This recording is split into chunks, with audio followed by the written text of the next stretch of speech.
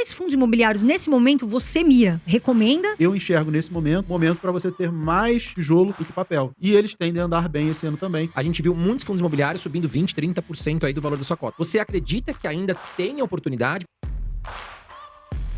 Quais fundos imobiliários, nesse momento, você mira? Recomenda? E o que você acha? É a hora de olhar para os fundos de papel ou olhar mais para os fundos de tijolo? Nesse cenário econômico, macroeconômico, como é que vão se comportar especificamente os fundos imobiliários? Os fundos imobiliários com corte da Selic, quais os fundos... O fundo imobiliário é um ativo cíclico. A diferença é que você tem duas classes bem distintas, que é papel e tijolo, e eles andam em ciclos um tanto quanto opostos. O ciclo de corte de juros, que é o que a gente vai vivenciar esse ano, ele é favorável para fundos de tijolo. Então, os fundos que tendem a andar bem esse ano são os fundos de tijolo. Especificamente os de lajes corporativas. Por que de laje corporativa? Porque apanhou muito desde a pandemia. E no mercado real, a economia real, os negócios que estão sendo feitos, a gente já percebe que, principalmente na região da Faria Lima, JK Faria Lima, Vila Olímpia, que é a parte mais nobre, né? Muitos negócios estão acontecendo e você já não tem muita disponibilidade de lajes para alugar e o preço do aluguel também está subindo.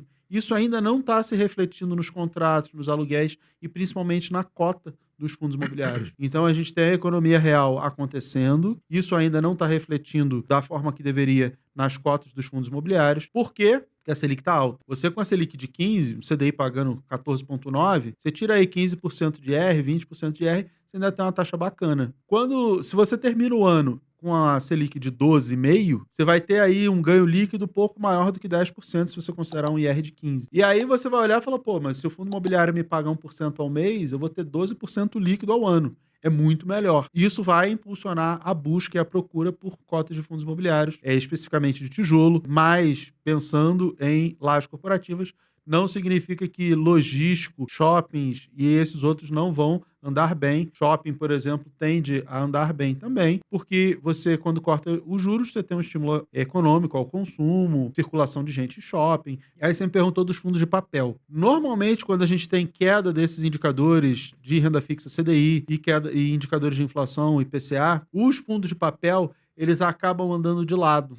Eles vão valorizar? Não temos essa expectativa, porque o dividendo tende a cair, pelo menos um pouquinho. A inflação já caiu, né? Então, a inflação pro final do ano, quanto é que vai ser? De repente, 4. Pô, mas ela fechou em 4,26, então cair para 4, 3,8, você não vai ter uma queda significativa no IPCA para derrubar a cota dos fundos imobiliários. Mas a Selic vai cair, sim. Só que você tem muito poucos fundos só voltados a CDI, né? KNUQ, KNCR, tem o VGIR. Esses seriam impactados. Se você olhar o gráfico do KNCR, é muito grande a CDI, você vê que nesses momentos de corte Selic ele fica meio mais de lado. Então, vale a pena manter? Sim, a gente tem recomendação de alguns fundos de papel CDI ainda, porque vale a pena manter, é uma parte de segurança. Ele meio que fica andando de lado, por quê?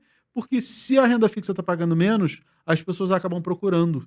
Mesmo recebendo menos no dividendo do que recebia antes, ainda vai ser melhor do que a renda fixa. Então as pessoas acabam comprando e isso segura o preço da cota, mesmo ele pagando um dividendo um pouco menor. Os de tijolo é que tem espaço para pagar um dividendo maior, esses na renegociação de contrato, e a gente tem uma expectativa boa de valorização das cotas, embora a gente tenha um movimento muito interessante do IFIX no ano passado, bateu recordes, fechou muito próximo das suas máximas históricas em 2025, e eles tendem a andar bem esse ano também, porque é muito sensível a juros, a corte de juros. Por quê? Porque a maior parte das pessoas que está negociando ali é investidor pessoa física. Então ele não faz tanta conta. Tá pagando menos na renda fixa, corre para fundo imobiliário. Faz esse movimento muito direto. Os grandes investidores fazem movimentos mais lentos.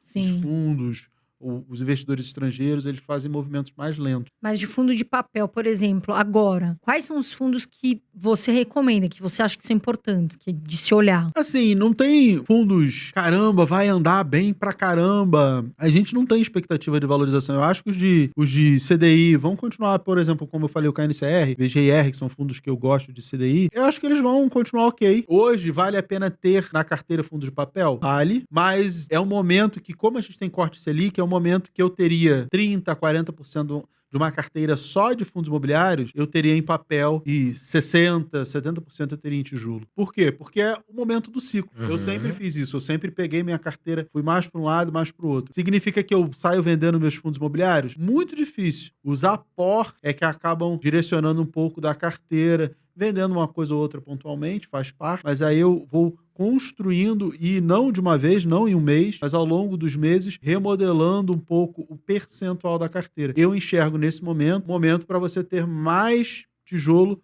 do que papel. Agora, professor, 2025 foi um ano que subiu muito, né? Os fundos imobiliários. O que eu quero te perguntar? Você acredita que ainda tem oportunidade? Porque muita gente fala, ai meu Deus, subiu muito. Acho que eu perdi a oportunidade.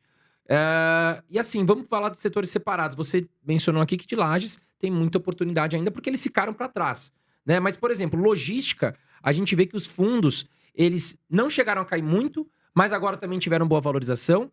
E, claro, você já ensinou a gente muitas vezes aqui que não dá para levar ferro e fogo PVP de fundo de tijolo, mas a gente vê que vários fundos de logística, os melhores, os bons, os maiores, estão ali trabalhando muito próximo de um ou até já começando a ultrapassar um. E aí eu quero te perguntar o quê?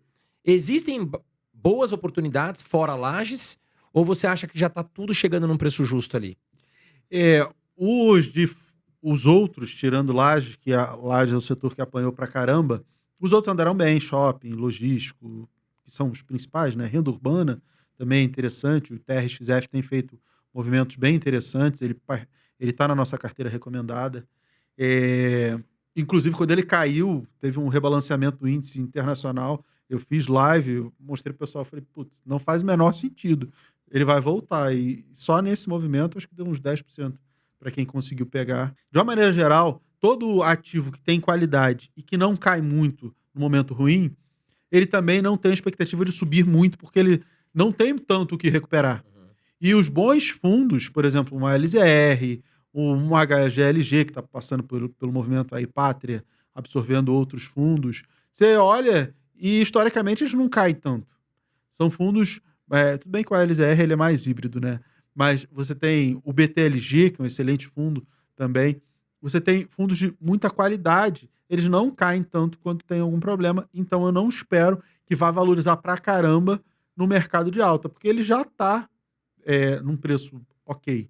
Então, a gente tem muitos esses casos. E aí você pergunta, existem oportunidades? Sempre vão existir, mas elas são bem pontuais, e aí você tem que estudar, tem que ser mais criterioso para tentar achar mais descontos. Como você falou, de uma maneira geral, PVP voltando para casa de 1, ou seja, em teoria, um preço justo. Como você falou, eu sou um pouco crítico a essa questão do PVP. Por quê? Porque os fundos imobiliários eles são avaliados uma vez por ano, né? E aí você está olhando o PVP de quando?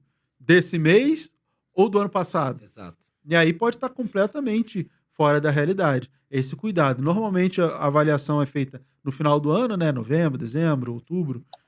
Esse período, quanto mais próximo do final do ano, sim, logo após a avaliação, mais próximo da realidade deve estar.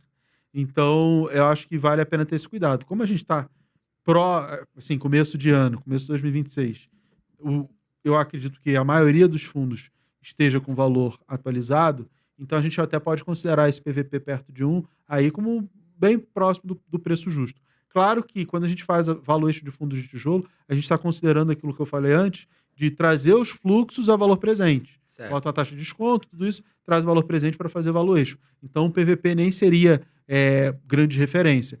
Mas para as pessoas terem uma ideia, de uma maneira geral, eu acho que pode estar ali já perto de valores ok, os fundos de tijolo, ainda com oportunidades em lajes corporativas. Shopping center, você acredita que também... Porque os shoppings ainda, alguns ficaram um pouquinho para trás, né?